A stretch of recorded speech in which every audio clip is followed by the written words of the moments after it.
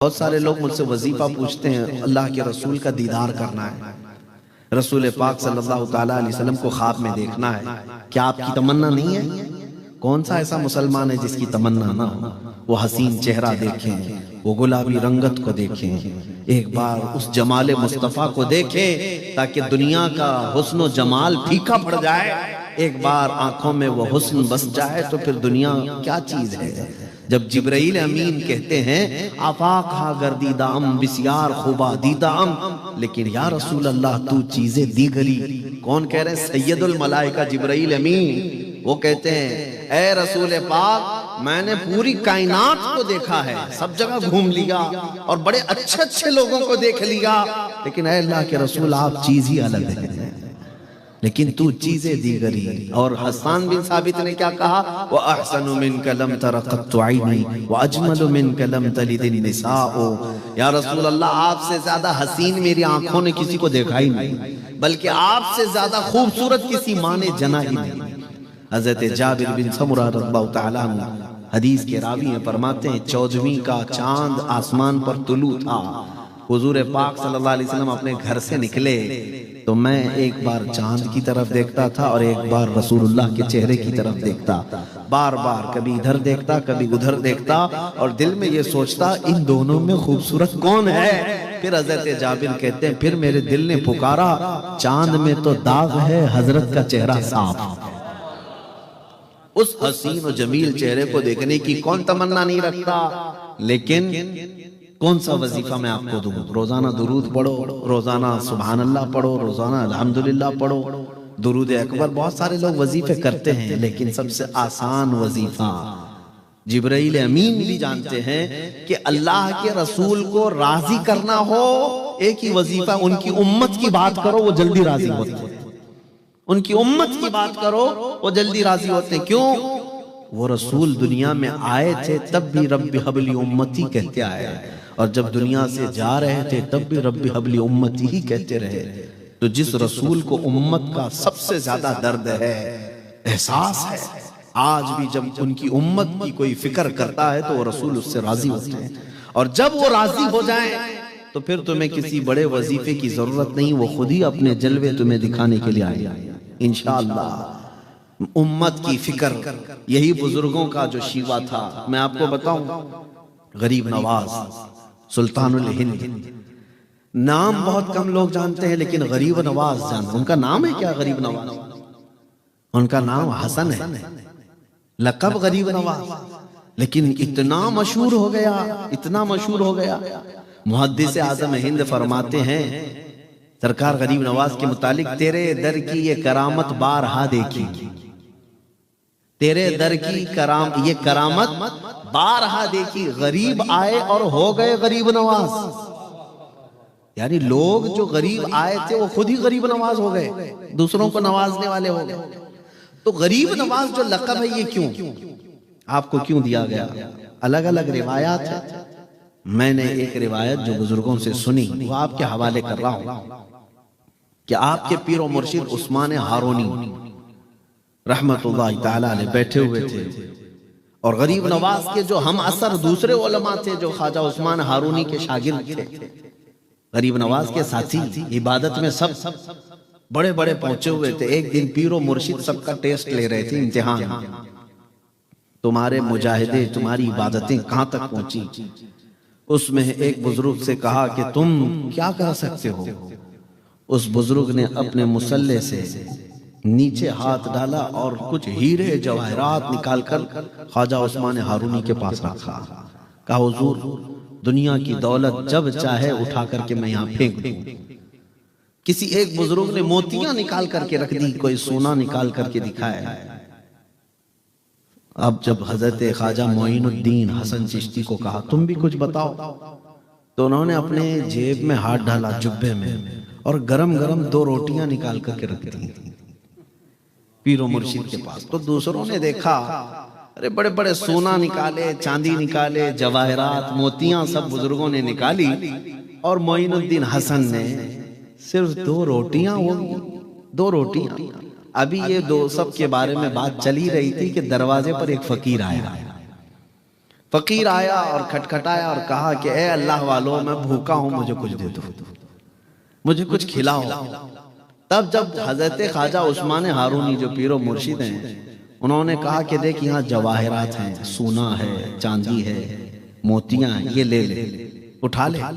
وہ فقیر نے کہا نہیں، وہ سب نہیں، جو تمہاری گود میں 2 روٹی ہے وہ دے دو، اس لیے کہ بھوک لگی ہے اور پیٹ نہ سونا بھرتا ہے، نہ چاندی، نہ موتی، پیٹ اگر بھرتا ہے تو روٹی سے ہی بھرے گا۔ تو اس کے بعد وہ دے دیا اس فقیر کو۔ تب ان کے پیر و مرشد نے فرمایا سب نے اپنی اپنی استطاعت کے مطابق نکالا، لیکن معین الدین نے وہ نکالا جو غریبوں کو نوازنے والی چیز ہے۔ یہ غریب نواز، امت کی فکر، غریبوں کی فکر۔ یہاں تک کہ اجمیر معلیٰ میں بیٹھے ہوئے ہیں، ہر جمعرات کو سرکار غریب نواز روزہ رکھتے تھے، آپ کی عادت تھی ہر جمعرات کو۔ ایک فقیر آیا لاہور سے مٹھائی لے کر کے، لمبا سفر کر کے آیا اور حضرت خواجہ غریب نواز کے پاس کہا کہ حضور یہ مٹھائی قبول کر لیجیے۔ تو آپ نے لے لیا اور رکھ لیا۔ وہ فقیر ضد کرنے لگا نہیں میرے سامنے کھائیے تھوڑا سا، حالانکہ اس دن روزے سے تھے، مرید بھی تھے، خلیفہ بھی تھے، لیکن اس فقیر کو معلوم نہیں، نفل روزہ تھا۔ حضرت خواجہ غریب نواز نے فرمایا کہ میں بعد میں کھا لوں گا، لیکن اس نے کہا نہیں میرے سامنے تھوڑا کھا لیجئے، بہت دور سے لے کر کے آیا ہوں، دل رہ جائے گا۔ حضرت نے اس مٹھائی کو کھولا اور کھا لیا، لیکن وہ جو موجود تھے خلفاء مریدین وہ تعجب کرنے لگے، سرکار غریب نواز روزے سے تھے اور مٹھائی کھا لیے، یا آج روزہ نہیں تھے آپ؟ وہ فقیر خوش خوش ہنستا ہوا جب چلا گیا تو سبوں نے پوچھا حضور کیا آج آپ روزہ نہیں تھے؟ کہا تھا۔ کہا پھر مٹھائی کیسے کھا لیا آپ؟ تو سرکار غریب نواز نے فرمایا میں جانتا ہوں یہ نفل روزہ ہے، قضا کر لوں گا، اس کا دل ٹوٹتا تو کیسے جوڑتا؟ روزہ قضا ہو جائے گا، لیکن امت محمدیہ کے ایک فقیر کا دل توڑنا اچھا نہیں۔ سرکار غریب نواز رضی اللہ تعالیٰ عنہ کی تعلیمات یہ ہیں، یہ ہے مشن غریب نواز کا۔ عزیزان گرامی وقار، یہ تمام مشائخ اور بزرگان دین نے جو امن پھیلایا ہے وہ امت کا خیال، امت کی فکر۔ مجھے بتاؤ موریشس میں رہنے والے لوگ علامہ عبدالعلیم صدیقی میرٹھی رحمت اللہ علیہ کو آج بھی یاد کرتے ہیں، شاہ احمد نورانی رحمت اللہ علیہ کو آج بھی یاد کرتے ہیں، بڑے بڑے مشائخ جو یہاں آ کر کے گئے ان کو آج بھی یاد کرتے ہیں۔ ان کا کیا رکھا ہوا تھا یہاں پہ؟ ان کی سسرال تھی یہاں پہ، ان کی ننیال تھی، ددیال تھی، کیا تھی یہاں پہ؟ وہ بزرگان دین جو اتنا لمبا لمبا سفر کر کے تمہارے درمیان آئے اور اسلام تمہارے درمیان پھیلا کر کے گئے، صرف اس لیے کہ انہیں رسول اللہ کی امت کی فکر تھی، امت مصطفیٰ کی۔ جب تک فکر کرتے رہو گے میرے آقا نوازتے رہے۔ میں آج ہی کہہ رہا تھا کیا نوازش ہوتی ہے؟ ہاں مبلغ اسلام علامہ عبدالعلی میرٹھی رحمت اللہ علیہ پوری دنیا بھر کا سفر کیے ہیں، کتنی ایسی جگہ ہیں جہاں پر آپ نے مسجد کی بنیاد رکھی، سب سے پہلے وہاں کوئی مسجد بھی نہیں رہی، اسلام انہوں نے لوگوں میں دیا، لیکن جب اخیر عمر میں مدینہ شریف پہنچے تو بارگاہ رسالت معاب میں یہی عرض کیا کہ مجھے دنیا سے اجر نہیں، اے گنبد خضرا کے مکین تجھ سے مدد کی طلب ہے، آپ سے اجر کی تمنا ہے۔ اور رسول پاک صلی اللہ علیہ وسلم نے اجر کیا دیا؟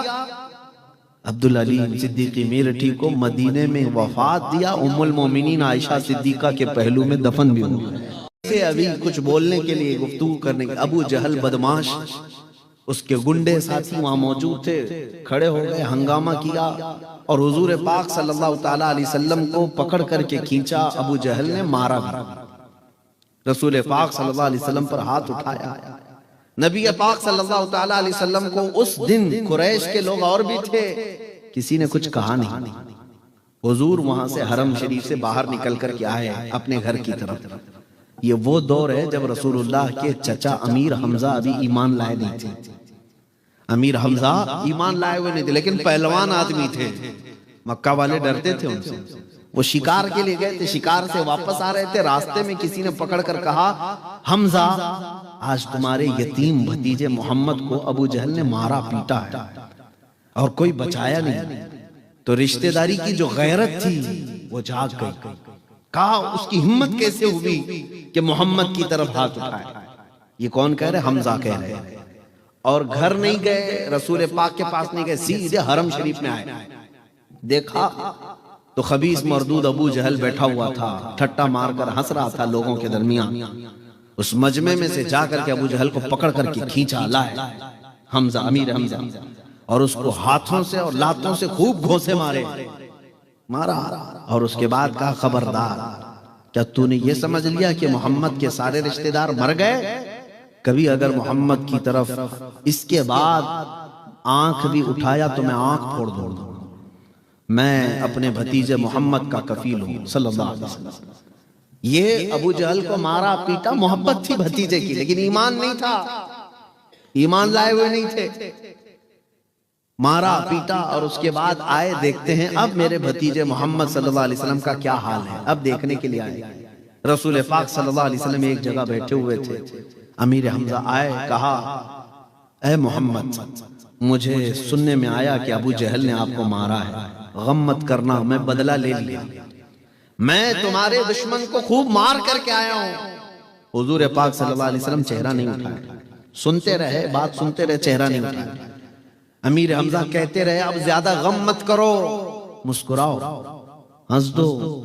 رسول پاک صلی اللہ علیہ وسلم ان کی طرف نہیں چہرہ اٹھایا۔ پھر جب امیر حمزہ نے بار بار کہا تو اب سننے کی بات ہے، اب سننے کی بات ہے۔ محمد عربی صلی اللہ علیہ وسلم، میرے آقا کا دل کیا تھا؟ حضور چہرہ اٹھاتے ہیں اور کہتے ہیں اے میرے چچا حمزہ، آپ مجھے خوش دیکھنا چاہتے ہیں؟ آپ مجھے ہنستا مسکراتا دیکھنا چاہتے ہیں؟ امیر حمزہ نے کہا ایک بار مسکرا دو۔ رسول پاک صلی اللہ علیہ وسلم نے فرمایا اے میرے چچا حمزہ، آپ نے بدلہ تو لے لیا، اس کو مار کے آئے، لیکن میرے لبوں پر ہنسی اس وقت آئے گی جب آپ کلمہ طیبہ پڑھیں گے، آپ کے اندر ایمان آ جائے۔ امیر حمزہ نے اس دن پکار کر کہا اشہد ان لا الہ الا اللہ واشہد ان محمد رسول اللہ۔ وہ کہتے ہیں دنیا کا کوئی عام انسان ہو تو اپنے دشمن سے بدلہ لیتی خوش ہو جاتا۔ امیر حمزہ کہتے ہیں اس دن میں جان لیا کہ یہ اللہ کے سچے رسول ہیں، اپنے نفس کے لیے نہیں جیتے بلکہ اللہ کے بندوں کے لیے، ان کی ہدایت کے لیے میرے آقا یہاں پر آئے۔ عزیزان گرامی وقار، اس رسول پاک صلی اللہ علیہ وسلم کو امت کی فکر تھی، اور یہی بزرگوں میں بھی رہا، یہی بزرگوں میں بھی رہا۔ آپ کو پتا ہے مشہور واقعہ، جب رسول پاک صلی اللہ علیہ وسلم مدینے سے دور، لوگوں سے دور چلے گئے تھے، کسی کو خبر ہی نہیں تھی کہ کہاں گئے۔ حضرت ابو بکر صدیق رضی اللہ تعالیٰ عنہ ڈھونڈتے ڈھونڈتے ایک جنگل کی طرف آئے، پوچھا، ادھر ادھر دیکھتے رہے، ایک چرواہا جو بکریاں چراتا تھا وہ ملا۔ حضرت ابو بکر نے پوچھا کہ کیا تو نے ہمارے رسول محمد صلی اللہ علیہ وسلم کو دیکھا ہے؟ اس چرواہے نے کہا میں تو نہیں پہچانتا کون ہے تمہارے رسول، لیکن ہاں اندر ایک پہاڑی کی کوہ کے بیچ میں یا جنگل کے درمیان کوئی ایک شخص ہے جو مسلسل رو رہا ہے اور اس کے رونے کی وجہ سے میری بکریوں نے چارہ کھانا چھوڑ دیا ہے۔ کون ہے؟ حضرت ابو بکر صدیق کہتے ہیں میرا دل پکار کر کہنے لگا اس طرح رونے والا کوئی اور نہیں، یہ صرف میرے مصطفیٰ کریم صلی اللہ علیہ وسلم۔ گئے، جا کر دیکھا، یقیناً میرے آقا صلی اللہ علیہ وسلم تھے جو سجدے میں سر رکھ کر رو رہے تھے۔ کس بات پر رو رہے تھے؟ صرف اپنی امت کی فکر میں رو رہے تھے کہ اے اللہ میری امت مجھے نہیں پہچانتی، ان کی بخشش میرے حوالے کر دے۔ عزیزان گرامی وقار، جو نہ بھولا ہم غریبوں کو رضا، یاد اس کی اپنی عادت کیجئے۔ آج امت کے متعلق فکر لوگوں میں کم ہو گئی، اسی لیے ہمیں توڑ دیا گیا ہے، آج ہمیں بکھیر دیا گیا ہے۔